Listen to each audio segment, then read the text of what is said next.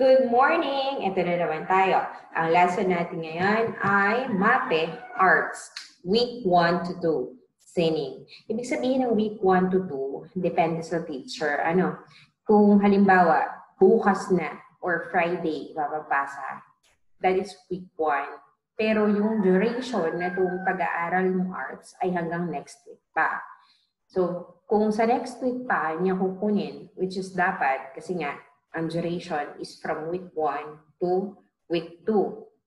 Or pwede rin naman, nakalhati ng activities ay makita na for this week, tapos the rest of the activities ay makita for next week, kasi nga, week 1 to 2. Ibig sabihin, tatapusin itong mga activities na to hanggang for next week. Ayan.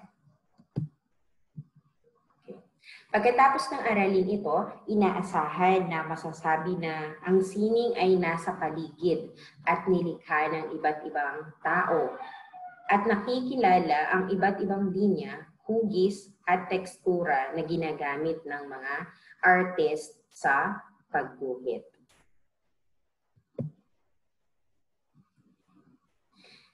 Pagkatutong gawain bilang isa, tingnan at suriin mabuti ang nilalaman ng dalawang larawan sa ibaba. Wala sa ibaba, nandito yan sa kanan. Ito, at saka ito. Sa module kasi nakalagay nandun sa ibaba. Sagutin ang mga bagay, ang mga gabay na tanong. Isulat ang inyong sagot sa inyong kwaderno. So isusulat ng bagets yung kanyang sagot dun sa notebook. Ito ay paalala, ito ay paunang pagtataya. Hindi kailangan na tama agad ang sagot. Dahil sa pagtatapos ng lesson, mas mauunawaan niya kung ano ba talaga yung tamang sagot. Okay? Huwag i-pressure yung bata na dapat tama agad yung sagot niya. Dahil aaralin pa natin ang mga dapat aralin dito sa arts. Number 1, ano-anong mga linya ang nakikita sa dalawang larawan? O dito daw at saka dito, anong klaseng linya? Kung hindi pa alam ng bata kung ano-ano yung mga klase ng linya, hindi hayaan nyo lang kung ano yung maibigay niya. Number 2, ano-anong mga hugis ang inyong nakikita? Ilarawan ito. Huwag na yung ilarawan. Sabihin na lang ng bata kung isulat na lang ng bata kung ano klaseng hugis yung kanyang nakikita. Number 3, ano-anong mga tekstura ang iyong nakikita? Ito parang yung pagdating sa tekstura, pakatanungin ka, Mami, ano yung tekstura? Di sabihin na lang na, malalaman natin yan mamaya. Bago mag-end yung lesson, malalaman mo kung ano yung tekstura. Sabihin mo na lang kung ano sa tingin mo, ano daw tekstura yung makikita. Kung nagsabi siya ng tuwid, hindi sulat niya na lang tuwid, yun yung pagkakaintindi niya sa ngayon, no? Na mamaya, mauunawaan niya kung ano yun. Next. Ayan. Tapos na tayo dun sa tunog at katahimikan kanina. Pero yung manok namin, tunog pa rin ang tunog. So excuse po dun sa background noise. Ang sining ay makikita sa lahat ng bagay na nakapaligid sa atin. Kung ang pagbabasihan ay ang kahulugan nito sa dictionary yan, nakasaad na ang sining ay pinagsama-samang elemento ng mga linya at hugis. Maging sa tao, makikita natin ang sining. Pagmasdan natin yung larawan ng dahon. Napakaganda, di ba? Kapansin-pansin ang mga linya at hugis. Ito yung linya. Tapos itong hugis. Hugis mismo ng dahon. Ayan. Isang patunay lamang na may sining sa dahong ito. Bakit? Tingnan nyo ito. Yung magkabilang tabi dito sa kaliwa at dito sa kanan ay pareho. Maging sa ibang mga bagay makikita ang sining. Sa ating paligid makikita natin ang sining. Tingnan ang bintanang ito. Ito ay likha ng tao. Kakikitaan din ito ng sining. Itanong sa bata, masasabi kaya niya kung anong klaseng sining ang mapapansin dito? Masasabi mo kaya kung anong sining? Kung ang sagot mo ay oo, mayroong sining, anong klaseng sining ang makikita dito sa bintana? Ituturo ko lang ha. Ayan, ano masasabi niya dito? Dito. At dito pa sa baba. Ang tao na likha naman ng Diyos, may sining bang makikita? Tumingin nga sa salamin, may sining bang makikita sa iyo? Sa tenga mo, sa mata mo, masasabi mo bang may sining? Okay. Sabi dito, pagmasdan mo ang iyong sarili sa salamin at sabihin kung anong sining mayroon ka. Hindi ito isusulat sa notebook ha, nag-aaral pa lamang tayo. Ito ay hindi nakasulat dun sa module, akin lang itinagdag para mas maunawaan ka. Grabe, sinisipon ako. Alam mo ba kung anong hayop ang nasa ibaba? Wala sa baba, dito na naman sa kanan. Yan, tingnan nyo, napakaganda. Sobrang ganda ng kanyang buntot. Ang tawag dito, peacock. Hindi maipagkakaila ang sining na makikita sa kanyang buntot. Oo, tama talaga, napakaganda. At kitang-kita may sining, tinanong disenyo ng kanyang buntot. Hindi yan ipininta, kundi natural na nakalagay sa kanyang buntot. Ito ay lalaking peacock. Nga pala. Ang kulay, hugis, at pagkakaporma nito ay kahanga-hanga. Tunay ngang kahanga-hanga at ito ay likha ng Diyos. Ang sining ay maaaring nilikha ng tao at karamihan nito ay likha ng Diyos. Maaari kang makalikha ng sining sa pamamagitan ng pagguhit. Ang sining ay binubuo ng hugis, linya, tekstura. Ito mga linya ay nabubuo sa pamamagitan ng pagdudugtong-dugtong ng mga tuldok. Ang hugis naman, pinagdugtong-dugtong na linya.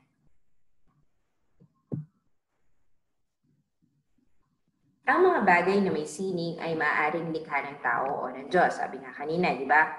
Halimbawa, yung nabanggit natin na peacock at yung dahon, likha yun ng Diyos. Samantalang, yung bintanang ipinakita natin, yun naman ay likha ng tao. Practice tayo. Pagmasdan ng mga larawan sa ibaba. Sabi dito, isa-isahin ang mga ito. Sabihin kung ito ay likha ng Diyos o ng tao. Ito muna, turo ko lang. Cactus. Ito ba ay likha ng tao o ng Diyos? Paru-paro. Speaker. Buildings. Aklat. Tigre. Lente. Kalamansi. Teddy bear. Di yan also ha, teddy bear to, yung laruan, yung stuffed toy. Orchid. Yan, di na masyado makita. Ahas. Mga bote. Ayan, sasabihin lang ng bata kung ito ba ay likha ng Diyos o likha ng tao. Again, hindi ito isusulat sa notebook ha, dahil hindi ito parte ng module. Baga, additional ko lang para mas maunawaan ng bata. Ito naman yung mga uri ng linya. Mayroon tayong tuwid. Tuwid na patayo, tuwid na pahiga, tuwid ng linyang patagilid, at ito naman ay pasiksaga. Makikita natin yung mga halimbawa na yan dito sa poste, yung patayo. Tapos yung pahiga naman, yung lamesa, yung ibabaw ng mesa, pahiga yan. Tapos yung sa palaruan, yung slide. Siyempre para mag-slide yan, kailangan patagilid yung padulasan. Dahil kapag yan patayo, ay hulog agad yung bata. At kung yan naman ay pahiga, ay paano yun magpapadulas? Yung uso ng puwit. O yan. Next, pasigsag. Nakita ko lang halimbawa ay yung kidlat. Pero hindi naman nakakita ng bata kung hindi natitinig lang. Ano? Pero sa visualization ay pasigsag yung itsura ng kidlat.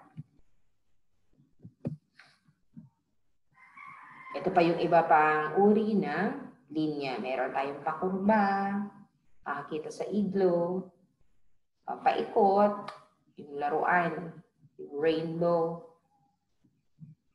na laruan. Dito sa pakurba pwede yun, yung rainbow. Yung mismong rainbow ha, hindi yung laruan. Paikot, meron tayong paalon na pwede sa buhok, yung mga nagpapakulot dyan, paalon na kulot. At yung paputol-putol na linya, pedestrian, ano pa yung mga putol-putol na linya, pwede magbigay pa ng ibang halimbawa.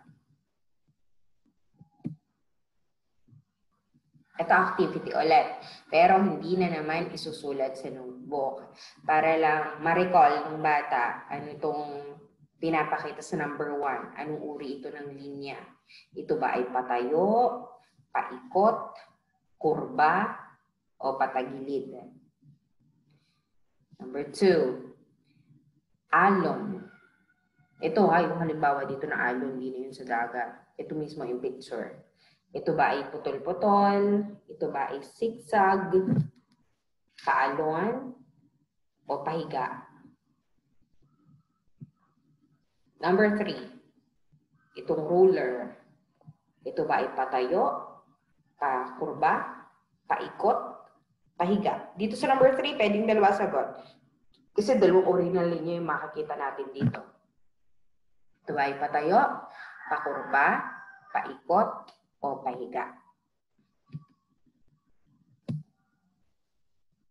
Next. Number 4, yan, ginupit na buhok. Ito. Ito ba ay putol-putol, zigzag, paalon, o pahiga? Number 5, tingnan ang hugis na to. Yung linyang ginamit dito sa number 5, yung bulaklak. Ito ba ay patayo, paikot, kurba, o patagilid? Last number. Yan, pagtitrace ng mga letters. Ako, lumalakas yung tunog ng manok. Pagtitrace ng letter, ayan, anong klaseng linya ito? Ito ba ay putol-putol? Ito ba ay zigzag, paalon, o pahiga? Hindi ito isusulat sa notebook ha. Sasabihin lang. Ito naman yung mga halimbawa ng hugis natin. Ang hugis ay nabubuo kapag ang dulo ng linya ay pinagtagpo. Ito ay isang tuloy-tuloy na guhit na walang butas na bahagi. Katulad dito, ang linyang pakurbang ito ay tuloy-tuloy at hanggang sa pinagdugtong. O, yan. Pagdudugtong, nakabuo ng isang hugis. Yung sinasabing walang butas na bahagi, ibig sabihin walang putol dito. O, nakadugtong laang. No? Yan ay bilog. Halimbawa natin, orasan. Tapos ito naman, tatsulok. Pinagsama-sama, patagilid na guhit at saka yung pahiga. Halimbawa natin dito ay ang hugis ng bubong. Ito naman, parisukat. Kapag sinabing parisukat, ang sukat nito, itong sa taas, sukat nitong sa kanan, sukat sa baba, at itong sa kaliwa, magkakapareho. Kung ang sukat nito ay 5 centimeters, dapat ito 5 din, 5 din, 5 din. As in, magkakasukat. Kaya ang tawag nga, parisukat. Pares-pares ang sukat ng linyang ginamit. Next tayo, parihaba. Sa parihaba, dalawang linya ang magkapareho ang sukat. Itong taas at baba, magkapareho ang sukat. Itong kanan at kaliwa, pareho ng sukat. Ang tawag dyan, parihaba. Pwedeng parihabang patayo, katulad na itong example natin na pinto. Balik lang tayo dito sa parisukat dahil hindi ko nasabi. Ang halimbawa ng parisukat ay itong tile. Mga tile na parisukat. Next. Ito ay iba pang halimbawa ng hugis. Meron tayong habilog. Daming tawag sa habilog eh. Pwedeng oblong, bilughaba, habilog. Ito na nga yun. Habilog. Bilughaba, may bilughaba, pero pwede ding bilughaba. Halimbawa natin ay itlog. Ang itlog hindi naman bilog yan eh. Ito ay para bilughaba, bilog, habilog. Yan. Medyo may pagkamahaba. Next, ang bituin. Hugis ng bituin na makikita sa mga parol. Pwedeng sa hikaw, may mga naghihikaw na bituin ng hugis. Puso. Yan, halimbawa natin itong cookies, napakasarap. Sarap na itsura. Krus. Ito, patayo. May makikita tayong patayo dito na linya na para mabuo yung krus. Okay na. Next na tayo. Ito naman yung tekstura na tinatawag. Sabi dito, mahalagang pandama o paghipo upang malaman ang tekstura ng bagay. Dahil yung tekstura, ito ay madadama sa surface o yung sa balat ng isang bagay. Okay? Maaari itong makinis o magaspang at malambot o matigas. Kalimitan, nasasabing makinis o magaspang kahit sa paningin lamang sa pamamagitan ng mga pattern ng linya at hugis na ginamit dito. Pero mas mauunawaan kung may hipo, di ba? Kaya dito sa kabila, nagbigay na ako ng example, larawan. Kasi dun sa module, wala. Kaya nilagyan na natin. Though wala dito na matigas, pero masasabi na natin dito, malambot. Ang halimbawa ng malambot, ito, yung kumot, malambot. Wala naman siguro magkukumot ng matigas. Next, itong rabbit. Ang balahibo ng rabbit, nakahipo na ba ang bata? O kung hindi pa niya na-experience, pa-experience nyo na. Baka yung kapitbahay, may alagang rabbit, o pahipo yung rabbit para madama niya na malambot ang balahibo ng rabbit. Ang balahibo naman ng rabbit, parang lang yan eh. Parang katulad lang din sa pusa. Bulak, malambot. At saka yung chiffon. Chiffon cake. Wala naman siguro matigas na chiffon cake, no? Next, magaspang. Ito, yung bark ng tree, balat ng puno. Next, yung shell. May shell ba na makinis? Parang sa tahong, parang magaspang din eh, di ba? Ayan, magaspang. Yung balat ng kalabaw, baka naman dito makipagtalo pa kayo sa bata na malambot ang ang balat ng kalabaw. Hindi magaspang yun. Ito, bato, magaspang. At ito na, dagdag ko na. Dito sa magaspang, yung mga magagaspang na yan, ito ay matigas din. Halimbawa ng matigas na tekstura. Next, madulas. O makinis. Ayan, madulas o makinis. Ito, si Ivana, makinis. Yung floor. Ito, isda, madulas. Yung mga naninirahan naman sa tubig, karaniwan na madulas ang tekstura. Yung gold, madulas. Talaga napakadulas sa kamay, wala kaming gold. Yan, gold, makinis. O makikita rin naman, di ba? Parang nangingintab pa, makinis. Tapos yung baso. Baso, madulas, makinis. Okay. Yan yung tinatawag nating tekstura. Sa balat, naihipo, or sabi nga dito, pwede rin sa paningin pa lang daw, makikita na makinis, masasabi na, ito ay malambot, magaspang, madulas, pero mas maganda kung maipadadama o maihipo yung surface ng bagay. Ayan, ulit lang dito. Isa tayo. Ito na ang isusulat ulit sa notebook na sulat na nung gawain pagkatuto bilang isa. Ito naman ay gawain pagkatuto bilang dalawa. Ito ay isusulat sa notebook. Ang ilalagay lang, sabi dito, kilalanin ang mga uri ng linya na bumubuo sa bawat larawan. Isulat ang TL para sa tuwid na linya. KL para sa kurbadong linya. Ito isasagot ha. TL kapag daw tuwid na linya, tapos KL naman. KL kapag kurbadong linya. Ito yung mga halimbawa natin sa number 1, number 2, at number 3. Ayan na. TL at KL lamang. Next na tayo. Ito ay kabilang pa rin sa gawaing pagkatuto dalawa. Then ito ay number 4, 5, 6, at 7. Yun nga lang, magkaiba ng instruction. Ang instruction dito, check X. Check kung ito daw ay makinis. X kung ito ay magaspang. For sure, ang bata nakahawak na ng apple. Kung hindi pa, aba, pahawakan nyo na ng apple. Ito ba ay check, makinis, o X, magaspang? 5, gulong. Ito man ay gulong ng bisikleta, gulong ng truck, gulong ng tricycle, o kung ano man, basta gulong. Ito ba ay check o X? Number 6, jar. Ano ba sa Tagalog ang jar? Garapon. Ayan, garapon. Ito ba ay makinis o magaspang? Check, makinis, X, magaspang. Number 7, pinya. Yung hindi pa nababalatan. Ito ba ay check, makinis, o magaspang, X? Gawain pagkatuto bilang dalawa pa rin. Ito naman ay ang gagawin, isulat ang uri ng hugis ng bawat bagay. O isusulat na ako, ito ba ay bilog? Ito ba ay parisukat, parihaba, oblong, habilog, bituin, o yung mga pinag-aralan natin kanina. Ano daw hugis ito?